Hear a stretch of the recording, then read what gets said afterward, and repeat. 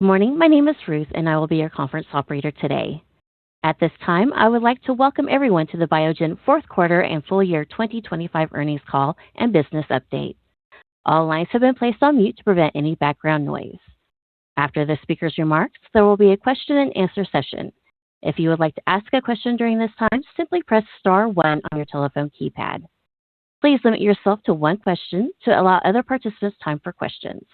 If you require any further follow-up, you may press star one again to rejoin the queue. Today's conference is being recorded. Thank you. I would now like to turn the conference over to Mr. Tim Power, Head of Investor Relations. Mr. Power, you may begin your conference. Well, thanks, Ruth, and good morning, everyone. Welcome to Biogen's fourth quarter and full year 2025 earnings call. During this call, we'll make forward-looking statements which involve risks and uncertainties that may cause actual results to differ materially from our forward-looking statements. We provide a comprehensive list of risk factors in our SEC filings, which I encourage you to review. Our earnings release and other documents related to our results, as well as reconciliations between GAAP and non-GAAP results discussed on this call, can be found in the investor section of Biogen.com. We've also posted the slides to our website that we'll be using during the call. On today's call, I'm joined by our President and Chief Executive Officer, Chris Viehbacher, Dr. Priya Singhal, Head of Development, and Robin Kramer, our Chief Financial Officer. We'll make some opening comments and then we'll move to the Q&A session. And to allow us to get through as many questions as possible, we kindly ask you to limit yourself to just one question. And I'll now hand the call over to Chris. Thank you, Tim. Good morning, everybody, and welcome to Biogen's fourth quarter earnings. We finished the year strongly with a very good fourth quarter, and I think finished the year in a very satisfactory manner. We finished slightly above the upper end of our guidance, and I think as we look at the business here, we've principally focused on our growth products, and they generated $3.3 billion in fiscal 25. That's up 19%. Now, you notice we actually include Vumerity now in our growth products. We've tended to just look at MS as one group. But actually, when you look at the oral segment, Vumerity is about the only branded medicine left in that. And we have found that actually with intelligent investments, we've been able to grow that brand very nicely. And so we're including that in our growth products going forward. When you look at just the products we've launched since 2023, the four, Leqembi, Skyclarys, Zurzuvae, and Qalsody, they are now generating over around $1 billion in revenue, and they have also grown very strongly. And even the MS business actually still generated $3 billion. So from a commercial performance point of view, I think Biogen is functioning and firing on all cylinders and doing very well. I think the big story of 2025 is really the advance we've made in our pipeline. Priya will show a chart later on our pipeline, and that chart has really expanded over the course of the year. In this year, we expect to see a number of key readouts, Leqembi IQLIK, and I'll come back to that. That's under review in the U.S., Japan, and China. In the U.S., as you know, we got a priority review and have a PDUFA date of May 24th. Litifilimab, which is an important new medicine in lupus, has been granted FDA breakthrough designation for the cutaneous form of lupus. And, we are actually starting to expand our early stage pipeline. We put a BTK degrader into the clinic early this year. But I'd also point out the acquisition of Alcyone Therapeutics, which will really, I think, improve the experience of patients who get intrathecal injections. I think Spinraza, in the eyes of many physicians I talk to, has the highest efficacy, but at some point, patients do consider that the intrathecal is a problem. And this is an opportunity to replace the intrathecal with a much more convenient delivery mechanism. We also have been active in business development, and in the fourth quarter, we had new collaborations with Vanqua and Dara Therapeutics. We'll go to the next slide. So Leqembi is still the market leader and continues to be the market leader with about over 60% of the anti-amyloid therapy market share. I would remind everybody that we tend to want to look at new RXs as a measure of a launch. And this is one of those areas where that might not be the most appropriate thing to look at, because the competitor product really is only in therapeutic use for a limited period of time. And only Leqembi actually has a maintenance indication. So I think in this case, actually looking at total prescriptions is the most appropriate way, and that's where Leqembi clearly continues to be the market leader. Now, this year, we're going to see hopefully the approval of the iClick. We've had the iClick approved for maintenance last year, along with getting the maintenance indication. That's already important. We're seeing a lot of patients come to the end of the plaque removal phase. And the persistency data suggests that we have about a 70% persistency. So that's people who are continuing on with therapy even after the plaque removal position. The iClick was introduced in October of last year. Now that's a Part D reimbursement, and we won't have that reimbursed fully until 1/1/27. However, patients who want that are able to request formulary exemptions, and from what we've heard, that virtually everybody who has been asking for that seems to be getting that. We don't have obviously very clear data on that. Now, the game changer could be really the iClick for induction. One of the competitive aspects of donanemab is that it has once monthly infusions, where we have once every 2-week infusions. Once you move to a subcutaneous injection, now we're not talking about infusions at all anymore. And, we're hearing certainly stories that people want to travel, and people don't necessarily aren't always able to drive long distances to infusion centers. So we think that the iClick could actually create a whole new opportunity and certainly reduce the burden for neurologists. Remember, there are about 500,000 new patients diagnosed every year with Alzheimer's, and only really 13,000 neurologists. So to the extent that we can make this care pathway more convenient for both the physician and the patient, we hope that that can increase the throughput. We're already seeing with the increased use of blood-based diagnostics that those patients who have their diagnosis validated and who are actually eligible for therapy has actually increased from about 50% to 70%. So, all of these things I think are moving in the right direction. Remind everybody that the market has more than doubled for anti-amyloid therapy, and I think we're seeing a growing. We're certainly hearing a number of stories from the physicians that they're actually seeing benefit in patients. The CDR sum of boxes is really only used in clinical trials and not in actual practice. And so, as I say, I think this all augurs well for continued growth in this business, and perhaps going into next year, we might even see an acceleration of that growth. Go to the next slide. So here's where, what we've been trying to do really is build a bridge to growth. And really the growth we see in three different ways. The first is, obviously to grow those new medicines that we have, and you see them on the chart, that's the today. And, when you actually look at this chart, with the exception of Vumerity, all of these were not only first in class, but also first ever treatments for diseases. So that's meant that we actually are going in with breakthrough medicines, but we also have to create those markets. Leqembi we've talked about. Spinraza, we've been able to launch the high dose in Japan. Early signs from the Japanese market are that we're actually going ahead of expectations on adoption and actually seeing some switchbacks. We'll look forward to seeing more data as it comes along. Europe will be next up. And of course, we have a PDUFA date in April for high dose in the U.S. Zurzuvae is really has been a surprise to all of us. Again, we more than doubled sales in 2025. This is really, I think, also opening people's understanding to the real burden of postpartum depression. And we're seeing a number of prominent people like Jennifer Lawrence. We were just featured Zurzuvae was just featured in People magazine. And this is not only leading to some commercial success, but I think really changing the perception of postpartum depression.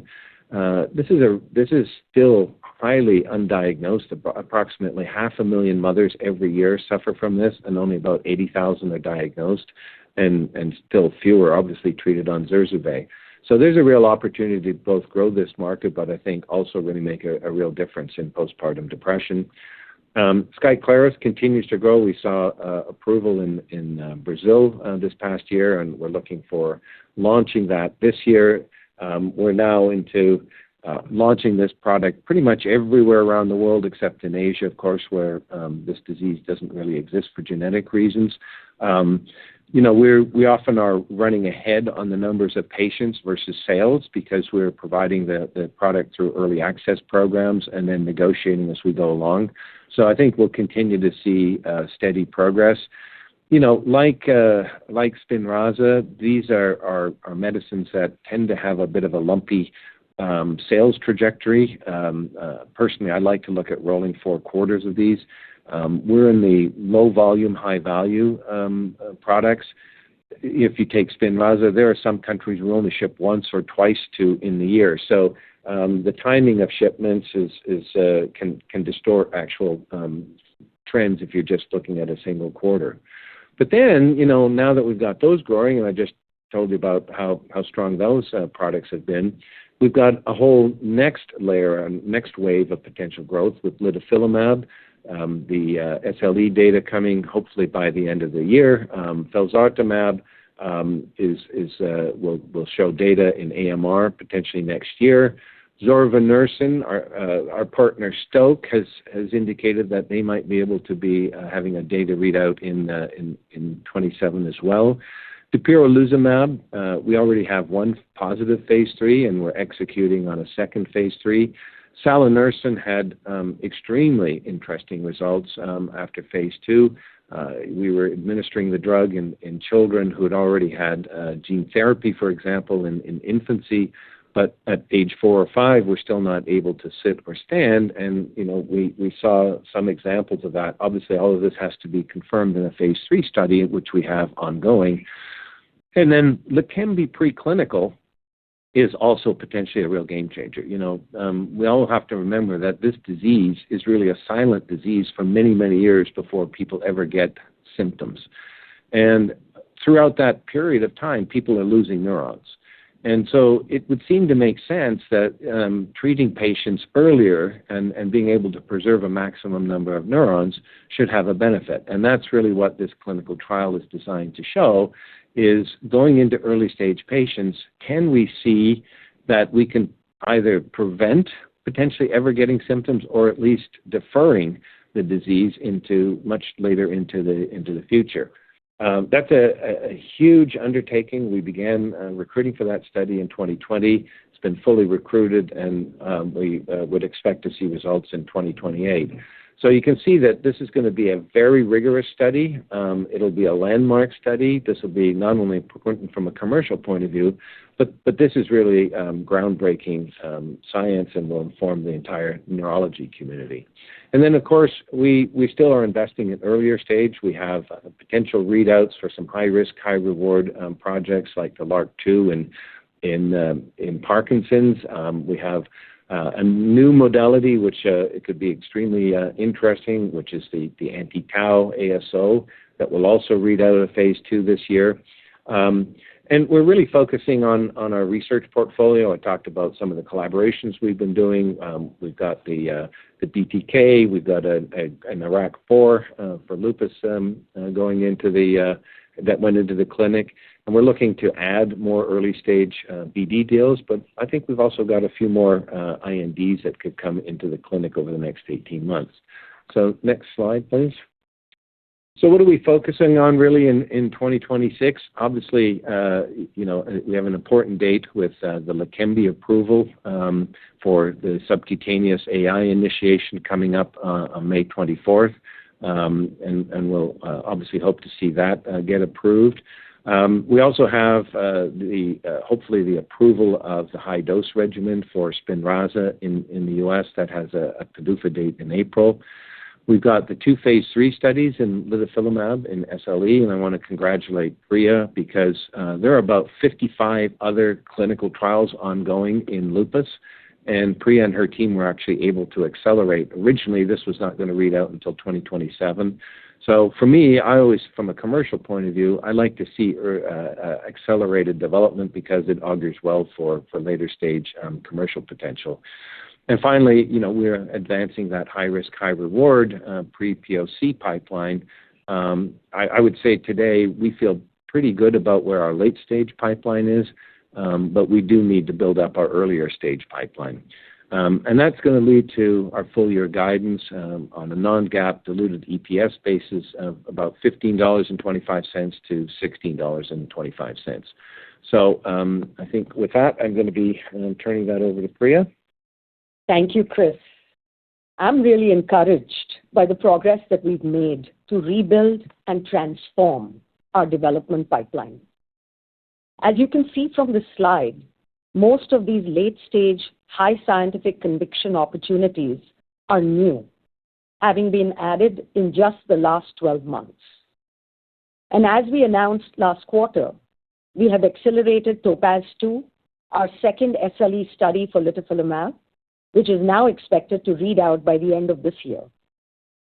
What you can also appreciate from this slide is that 2026 is an important year that begins a multi-year registrational data flow for over the next several years. And in just the next 18 months, we could see data from litifilimab for both SLE and CLE, and data from felzartamab in AMR, all of these being registrational readouts.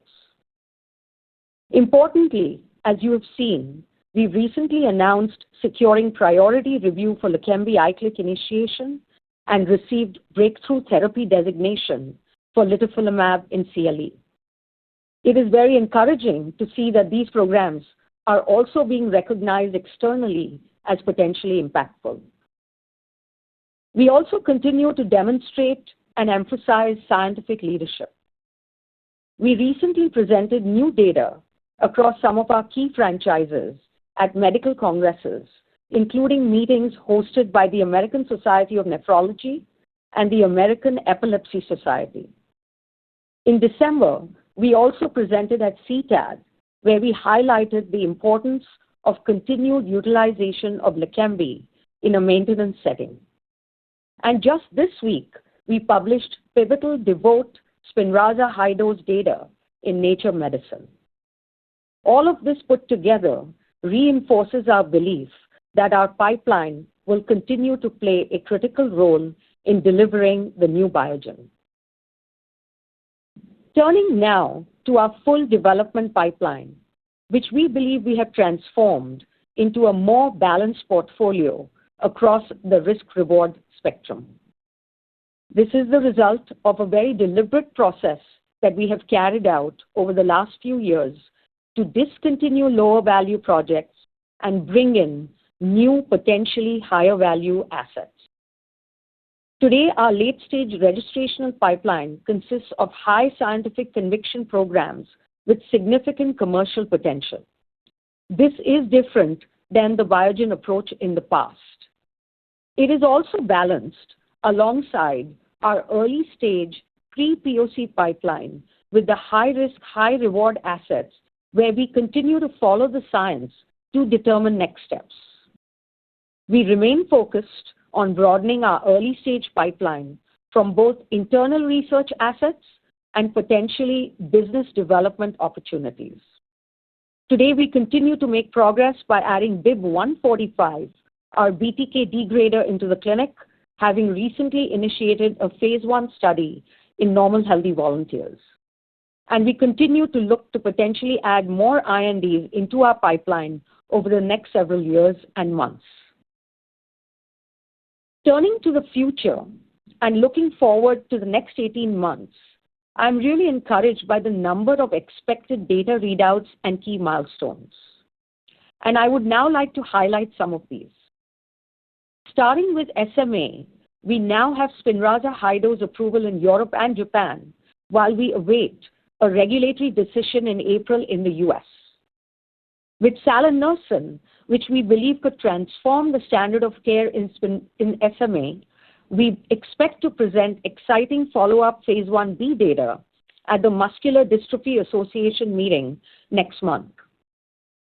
With litifilimab and building on our recent breakthrough designation for CLE, we are now planning and preparing to share new data from the phase 2 portion of the phase 2/3 seamless Amethyst CLE trial at a medical meeting, hopefully in the first half of this year. Excitingly, for Leqembi, with priority review, we now expect to have an FDA decision for ICLIC initiation in May. Importantly, we also have regulatory filings underway both in Japan and China.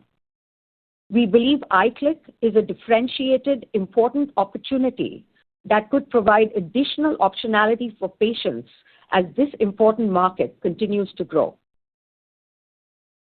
We also expect to have data from our pre-POC pipeline for BIIB 122 in Parkinson's disease and BIIB 80 in early Alzheimer's disease sometime around mid-year. These data sets will guide us in determining the further development for these assets. Most importantly, for 2026, we are looking forward to the litifilimab phase 3 data in SLE, expected at the end of this year. And we continue to be encouraged by the opportunity in CLE, where we expect to see data around mid-year next year, and in a similar time frame, we'll start to see data reading out for felzartamab in AMR.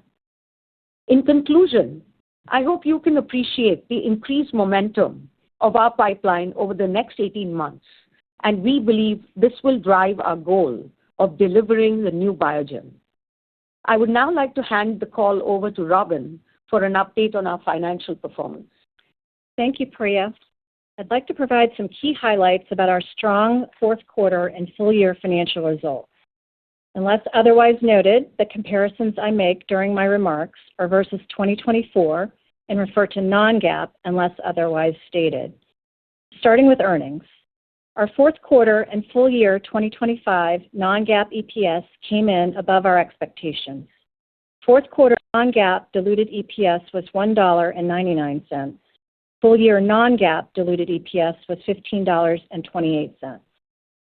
As expected, our Q4 2025 GAAP and non-GAAP results reflected $222 million of IPR&D charges for our fourth quarter business development transactions, including the license agreements with Vanqa Bio, Dara Therapeutics, and the acquisition of Alcyone Therapeutics.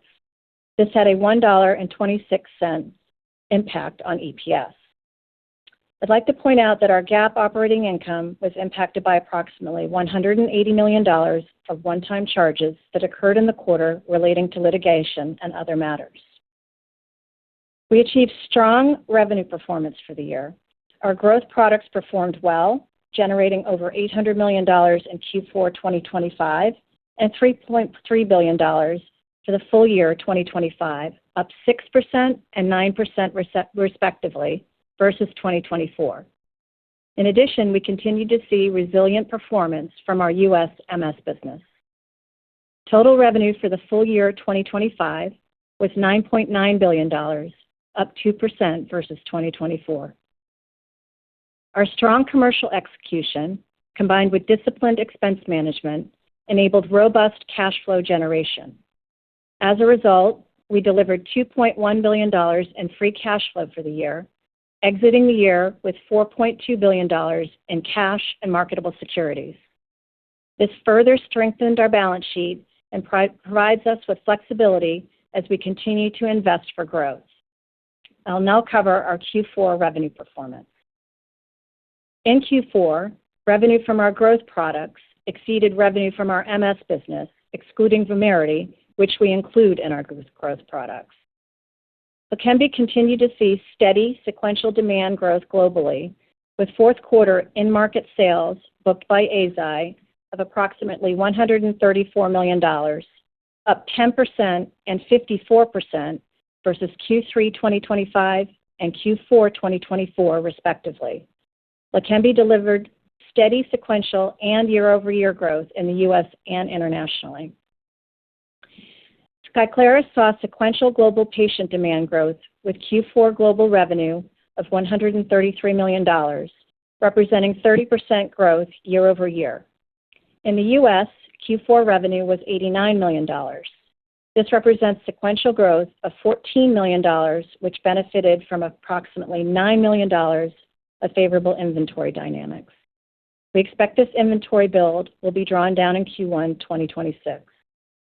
Outside the U.S., fourth quarter revenue of $44 million was impacted by approximately $12 million in net pricing adjustments. Looking forward, we are optimistic about the future growth as we bring on new markets. Global Spinraza revenue in the fourth quarter was $356 million. In the U.S., we were pleased to see Spinraza growth year over year, where fourth quarter revenue was $169 million. Outside the U.S., fourth quarter revenue of $188 million was impacted by the timing of shipments. Overall, Spinraza continued to demonstrate resilience in a competitive market, with full-year revenue down 2% year over year.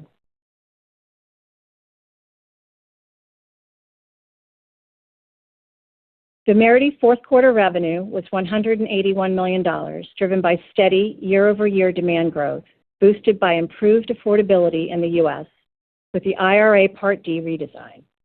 Q4 U.S. revenue was negatively impacted by timing of shipments associated with the favorable inventory build we discussed on our Q3 earnings call.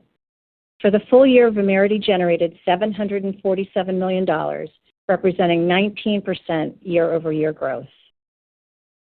And we are pleased to see strong performance from Zurzuvae and Qalsody, driven primarily by increased demand. For our remaining MS products, global Tysabri revenue in the fourth quarter was $398 million, demonstrating continued resilience. In the U.S., we generated $244 million of revenue. Ex-U.S. revenue was $153 million, where the impact of biosimilar competition for the IV formulation in the EU was partially offset by continued demand growth for our subcutaneous formulation.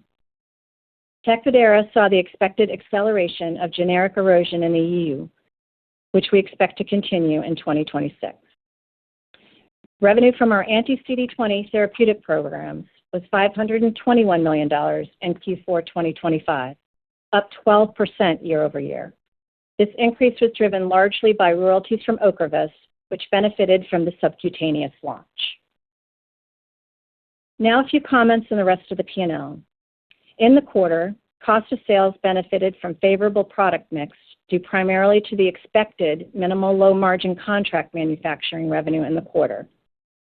Non-GAAP R&D expense decreased 6% Q4 2025 versus Q4 2024, and 10% for the full year 2025 versus the full year 2024, primarily driven by continued cost reduction measures realized in connection with our portfolio prioritization initiatives and our Fit for Growth program, offset in part by our investment in our phase 3 clinical programs, including felzartamab and litifilimab, which was funded in part by an R&D funding arrangement.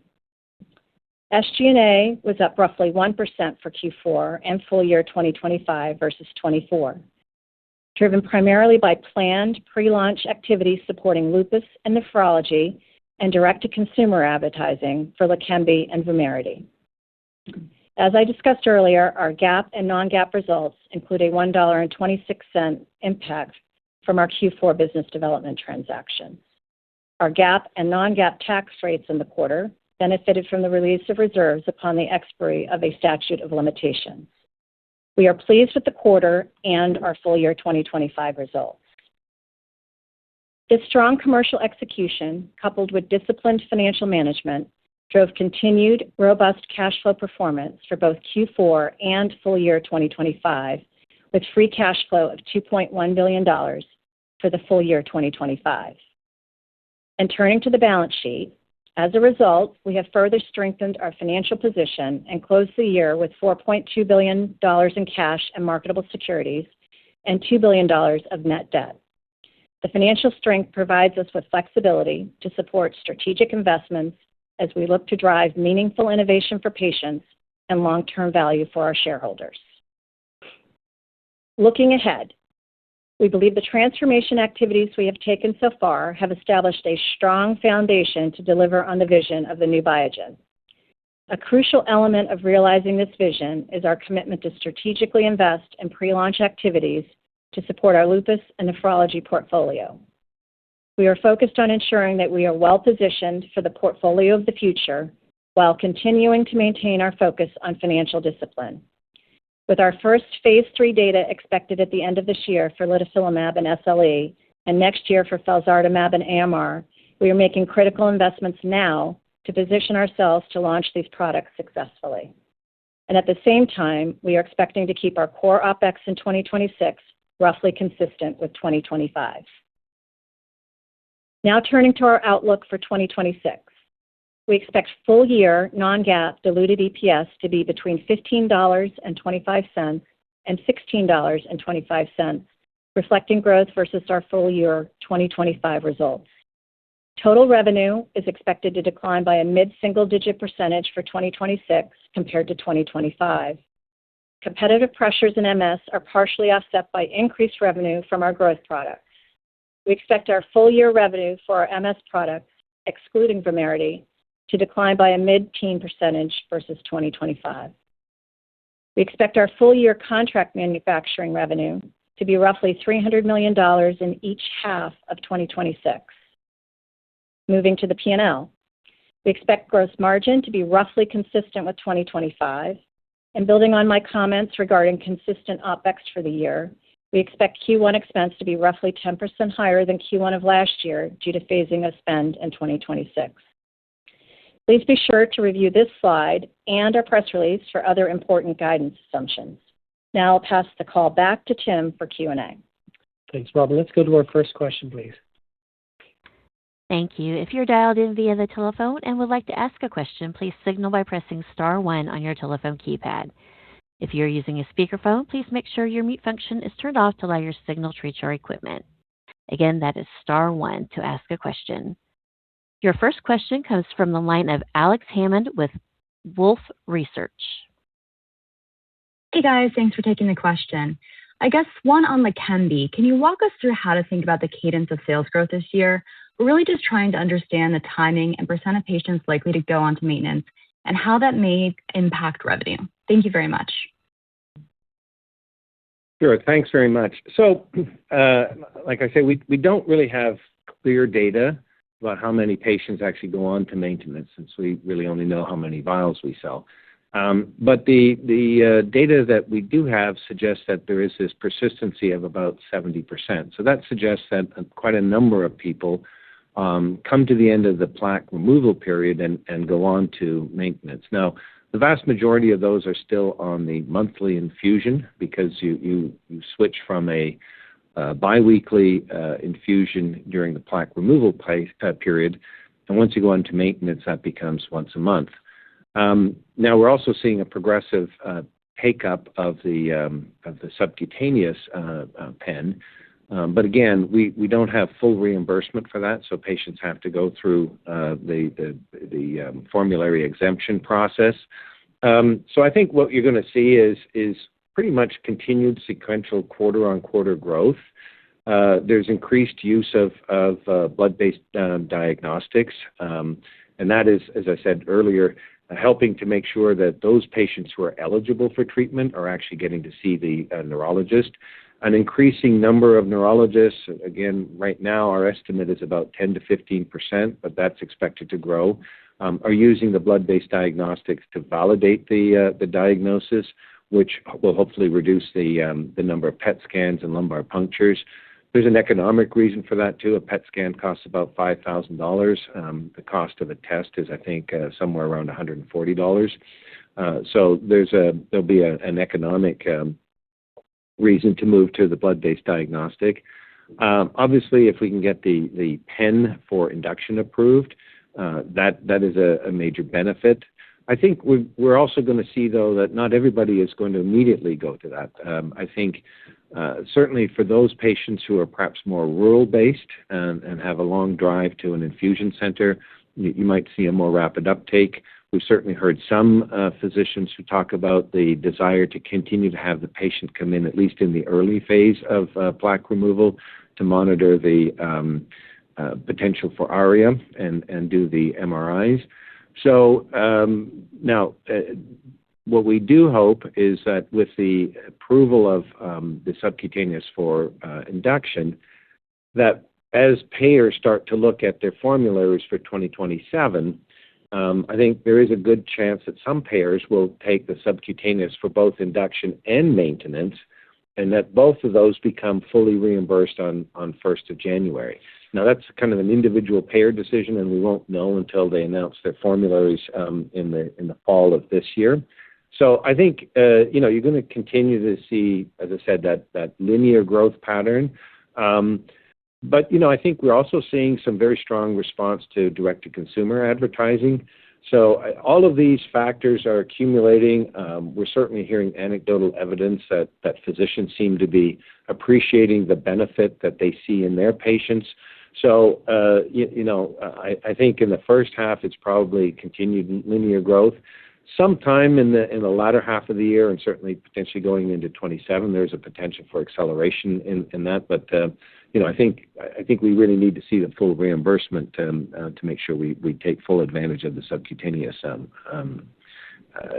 pens.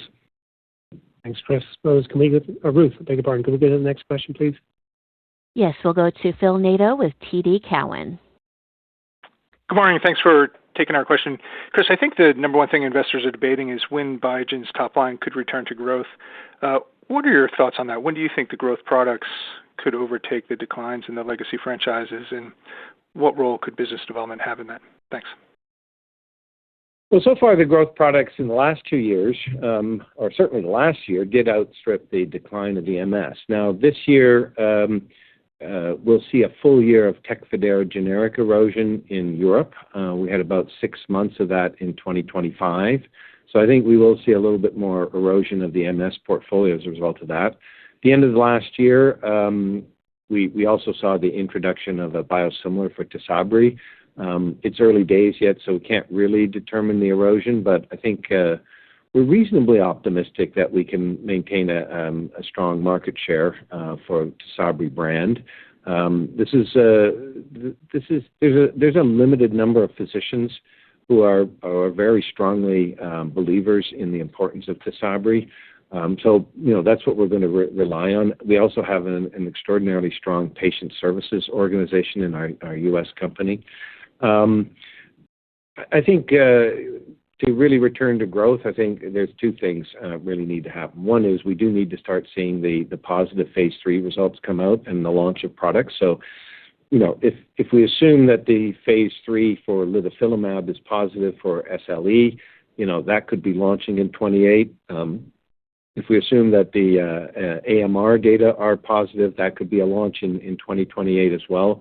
And I think particularly AMR could be a launch that takes off quite quickly, just given the identified patient base that exists and the fact that there's no treatment. The other, of course, is BD, and we continue to look for potential acquisition opportunities. These are companies that are post-phase 3 results and early stage in their commercialization. And certainly no more than around the $5 billion-ish, $5 to $6 billion mark. But the reality is that it's hard to find things that actually generate value for our shareholders. There are certainly companies out there, but we haven't found one that we can acquire for a price that we think makes sense for our shareholders. But we continue to look. We are looking every day out there in the marketplace, and I think that's an opportunity. But equally, I would say, we have some pretty high conviction in our late-stage pipeline. Now, nothing is ever a given in research and development, as we all know. But, 10 phase 3 programs, that's a real achievement from over the past year because, at the end of 2024, we really only had litifilimab. Now, we not only have those programs, but, we've got a potential. Let's see what happens with BIIB 80 and the LRRK2, and we're starting to put programs into the clinic. So, We're continuing to look, but I think it's really seeing these products launch, and if we can find an acquisition. But otherwise, I think we've been able to really, again, create that bridge to growth. We're generating cash, we're generating profits, and we're investing significantly in our growth brands. Thanks, Chris. Let's go to the next question, please. Our next question comes from the line of Brian Skorney with Baird. Hey, good morning, everyone. Thank you for taking my question. With the BIIB 080 catalyst coming up, I was just wondering if maybe I could get a comment from Chris or maybe Alicia if she's on the call. Obviously, you guys have been very successful with Spinraza as an intrathecal injection, even in the face of oral competition, but Leqembi has been much harder in Alzheimer's as an IV, which I think most would agree is an easier mode of administration than intrathecal. So I guess how would we be thinking about the commercial opportunity for 080, and what sort of clinical data is really needed to kind of see the next level of commercial success over Leqembi? Well, I think we really want to see the data. What I can tell you is that the neurology community is going to be also looking at these data very closely.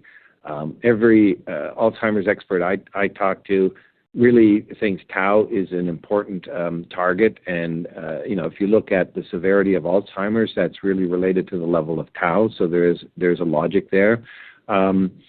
And with BIIB 080, we know we can actually reduce tau. The question will be, how long do you have to reduce the tau for to move the needle on cognition?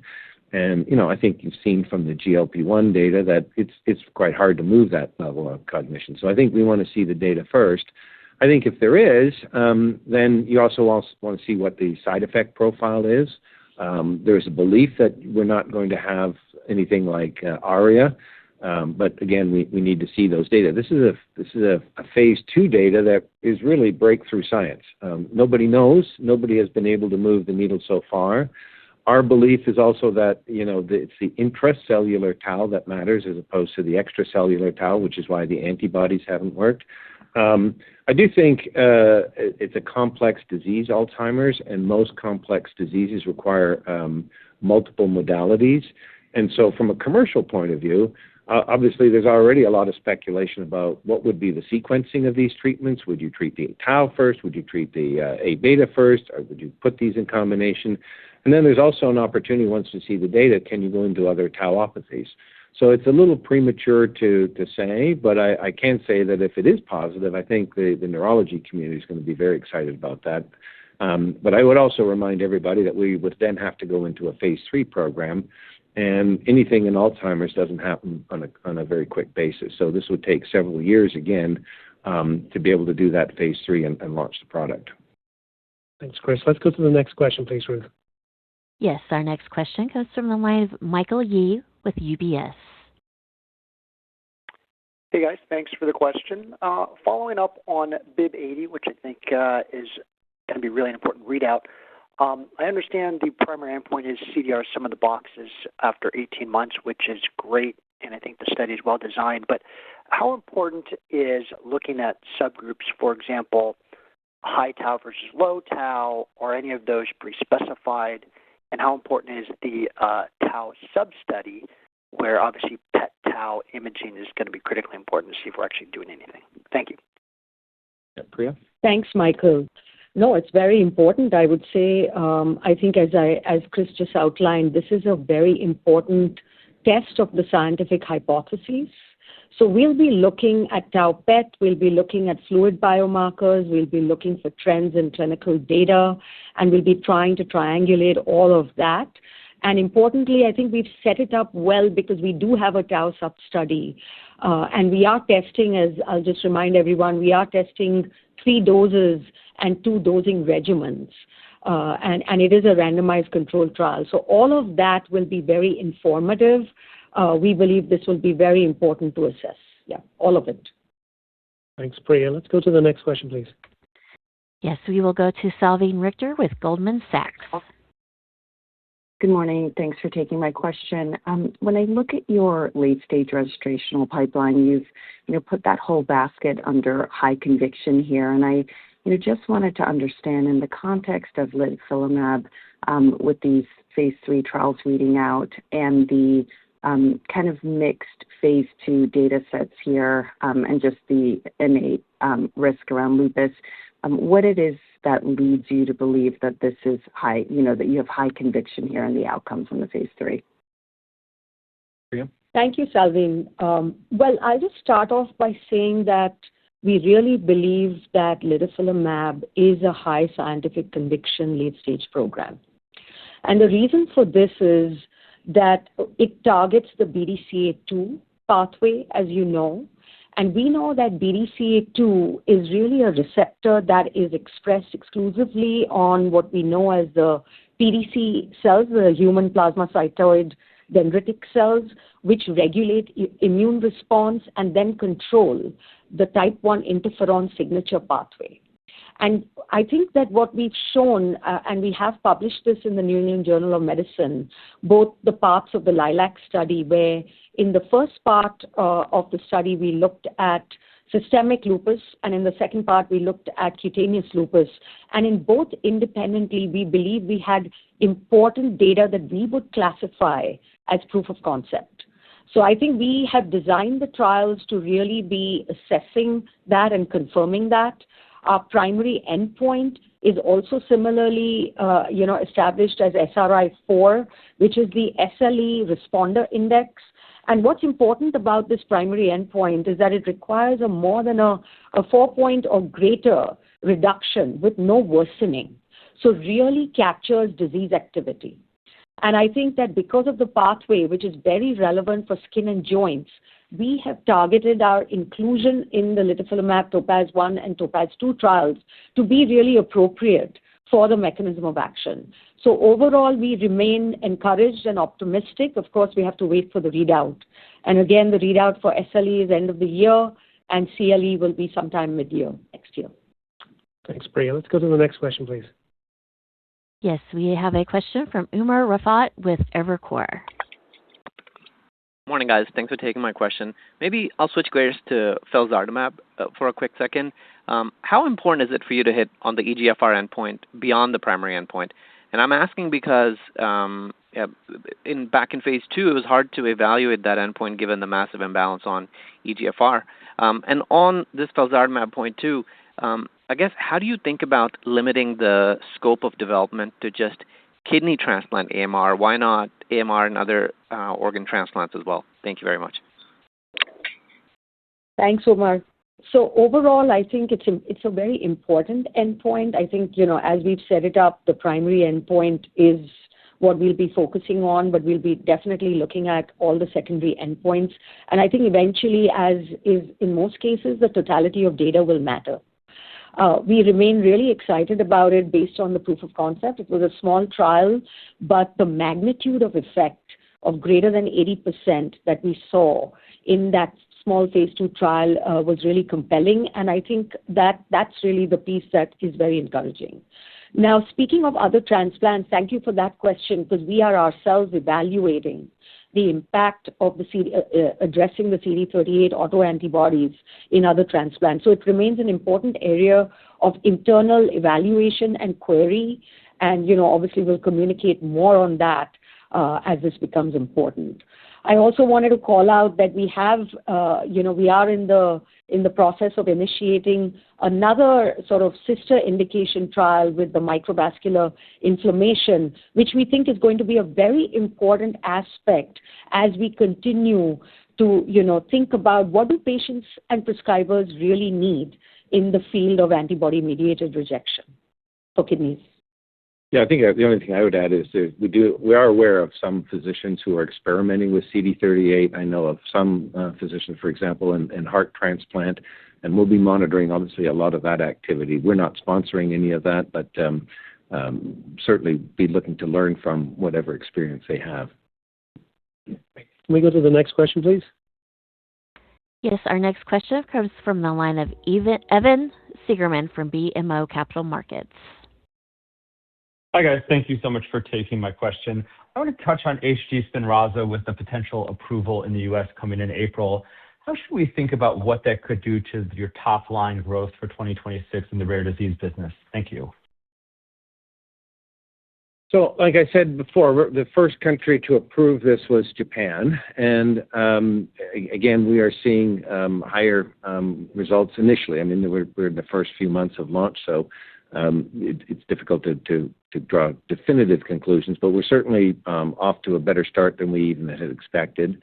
And it's not just, as I said, in terms of adoption, but it's also switchbacks. We certainly have seen much higher levels of efficacy in the study, which suggests that there's an increased benefit to getting to a therapeutic level faster. I know in Europe, it is our teams are very excited about the launch, and they'll be next up, and we'll see results from that. The feedback again is from the community, as everybody's been waiting for these data. So the big thing in the SMA market is really efficacy versus convenience. Most physicians I talk to, and I like to go and talk to physicians who prescribe Spinraza around the world, and if you ask them about efficacy, they will, most of them believe that it's really it's really Spinraza. But, at some point, the convenience of the oral starts to attract patients. Now, here, we're going to be dramatically increasing the level of efficacy, and I think the choice between oral and efficacy will be harder for some physicians and parents. Market research suggests that there could be an increase in sales, but I think I always say there's no market research like actual sales. So I think there's an opportunity for upside here. How fast physicians will be willing to transition patients is something that I think we have to wait and see for practical purposes. But it is an important launch, and again, it's been highly looked toward from the part of the patient advocacy groups as well as the physician community. Ruth, can we go to the next question, please? Yes, we will go to Brian Abrahams with RBC Capital Markets. Hey, good morning. Congrats on all the progress, and thanks for taking my question. So you have a slide detailing some of the pre-launch activities, and I guess I was wondering if you could maybe talk through the on-the-ground process of pivoting and redeploying the existing commercial infrastructure ahead of the potential lupus and nephrology launches. And while it sounds like cost structure won't change much this year, broadly speaking, I guess I'm wondering how you would expect commercial investments will need to evolve longer term in order to support the potential growth that you're bridging to. Like, do you have a long-term margin target? Thanks. Well, the first thing is acquisition of experience and capability, because we're going into areas where Biogen has not been present in the past. With AMR, we'll be seeing transplant nephrologists. With IgAN, we'll be seeing nephrologists. With lupus, we're going to see rheumatologists. So in each of these, and of course, outside of U.S., we're going to see epileptologists and neurologists. So we need to build capabilities. And there, I think I'm extremely encouraged. Market research is always hard to do because it's a little theoretical for physicians. So one of the surrogate markers I look for is the ability to attract talent. And we've brought in a number of people from companies who have already a strong presence in those areas.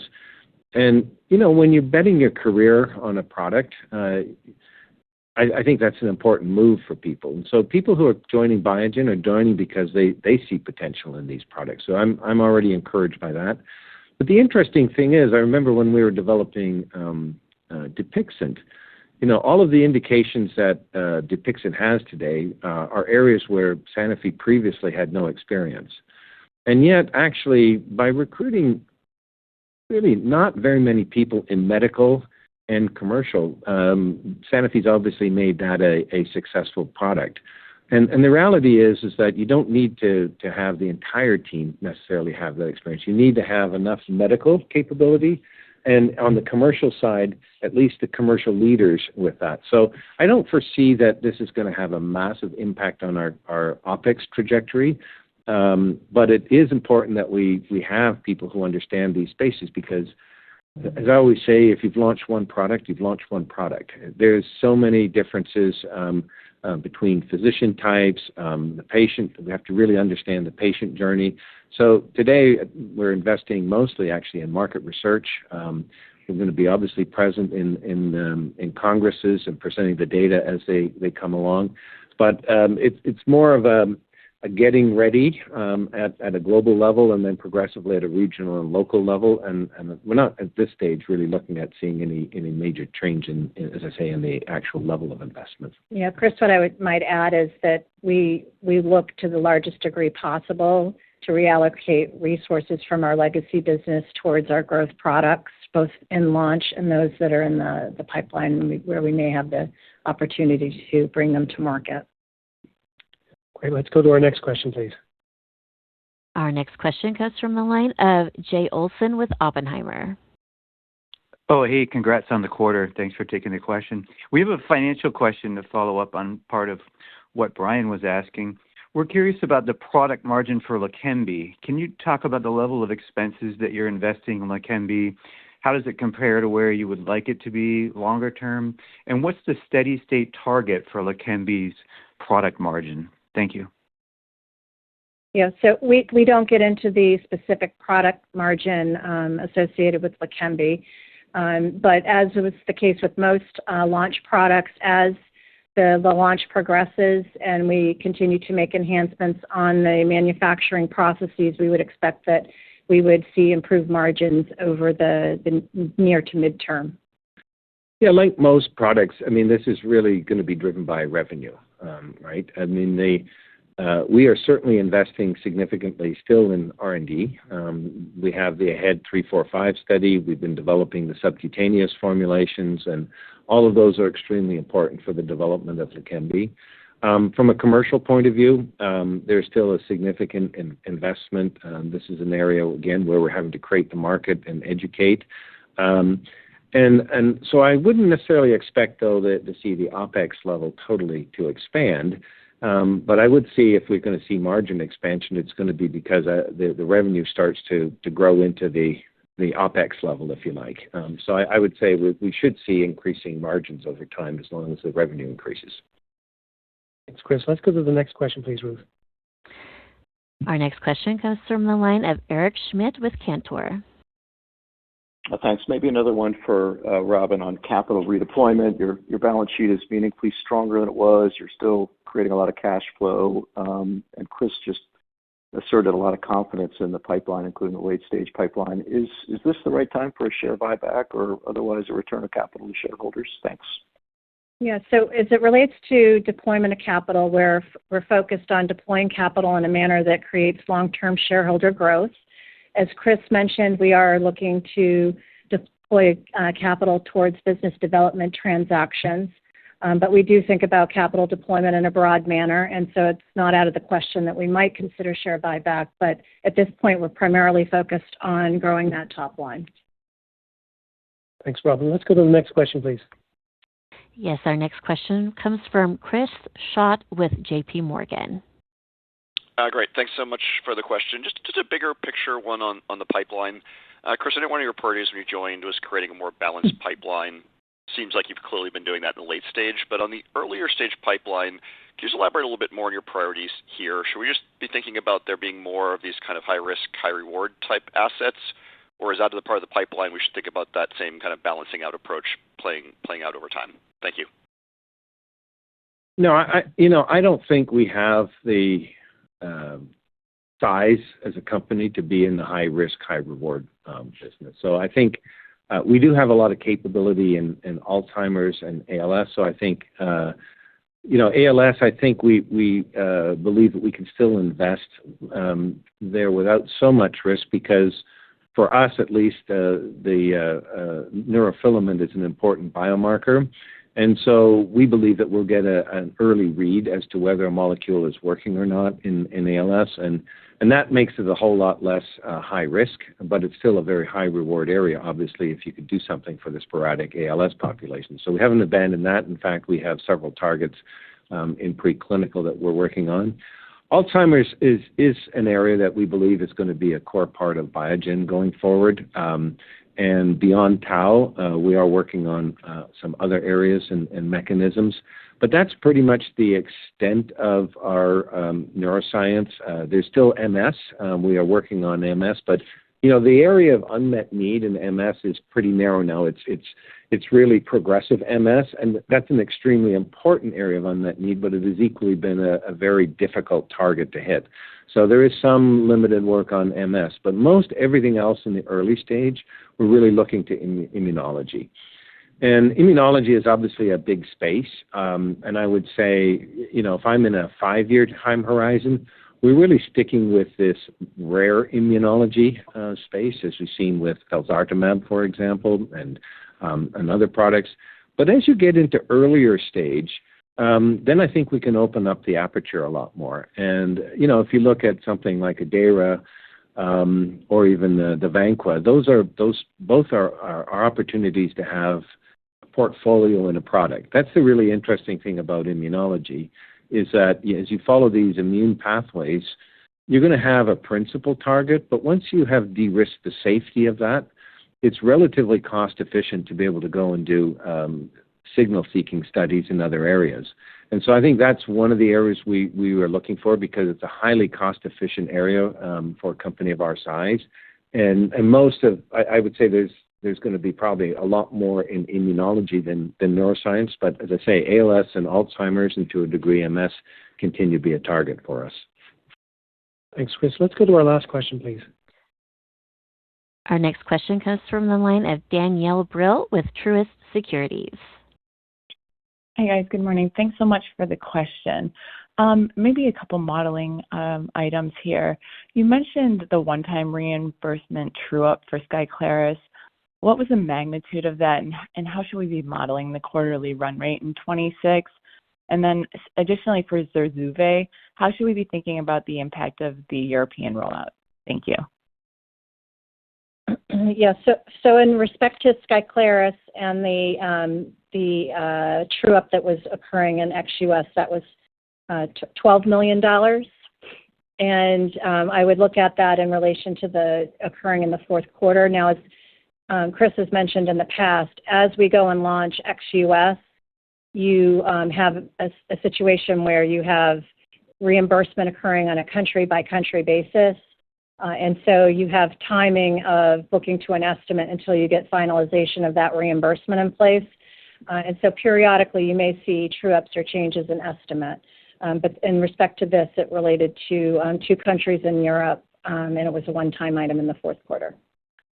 But I think you're going to continue to see nice steady growth of Friedreich's ataxia. We still see this as a major opportunity.